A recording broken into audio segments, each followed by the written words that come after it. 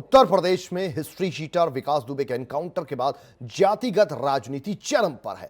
विकास की मौत पर दरअसल विपक्ष ने ब्राह्मण कार्ड खेलकर जनता और ब्राह्मणों के बीच संदेश पहुंचाने की कोशिश की है कि मौजूदा सरकार ब्राह्मण विरोधी है। विपक्ष के वार पर पलटवार करने के लिए मौजूदा योगी सरकार ब्राह्मणों की नाराजगी का पता लगाने और उन्हें दूर करने की कोशिश में जुट गई है। विकास दुबे के मुद्दे पर यूपी में जातिगत राजनीति चरम पर है और ऐसे में विपक्ष ने ब्राह्मण कार्ड खेल दिया है, जिसके चलते जनता और ब्राह्मणों के बीच ये संदेश पहुंच गया है कि जो मौजूदा सरकार है वो ब्राह्मण विरोधी है। ऐसे में बीजेपी ने भी संज्ञान ले लिया है और ब्राह्मणों की नाराजगी का पता करना शुरू कर दिया है।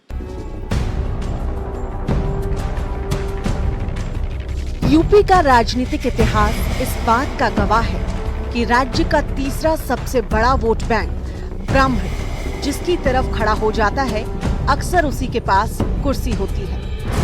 यही कारण है कि विकास दुबे मामले के सहारे ही सही विपक्ष ने यूपी में ब्राह्मण राजनीति को हवा दे दी है और सरकार को घेरने की कवायद चालू हो गई है। बीजेपी आलाकमान ने भी ब्राह्मणों की नाराजगी जानने के लिए रणनीति तैयार की है और ब्राह्मण चेहरों को आगे कर ब्राह्मणों की नाराजगी को दूर करने का प्रयास कर रही है। लेकिन हाल फिलहाल सभी राजनीतिक पार्टियों की नजर ब्राह्मणों के 11% वोट बैंक पर है।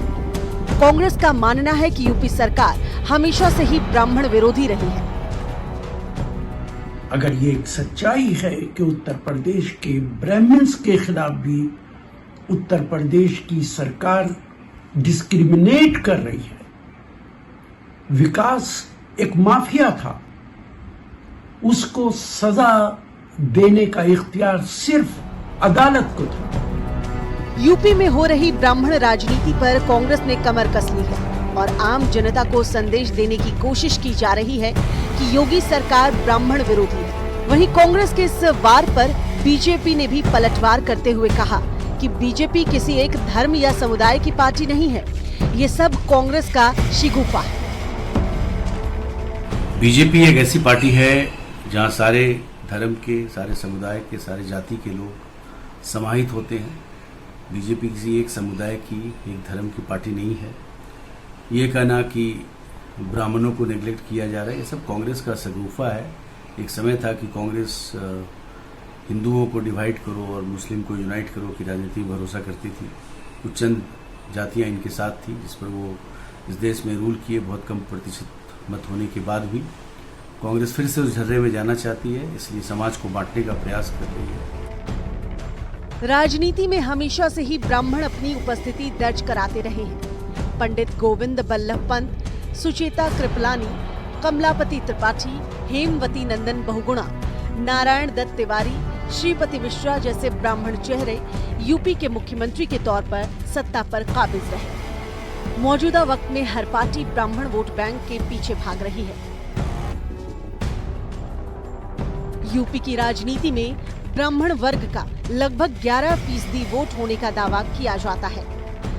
राजनीतिक जानकारों का मानना है कि भले ही मुस्लिम दलित आबादी 20-20% हो, लेकिन रणनीति और समझदारी से वोटिंग के मामलों में ब्राह्मणों से बेहतर कोई नहीं है। ब्राह्मणों की इसी खासियत ने उन्हें हर पार्टी नेतृत्व के करीब रखा।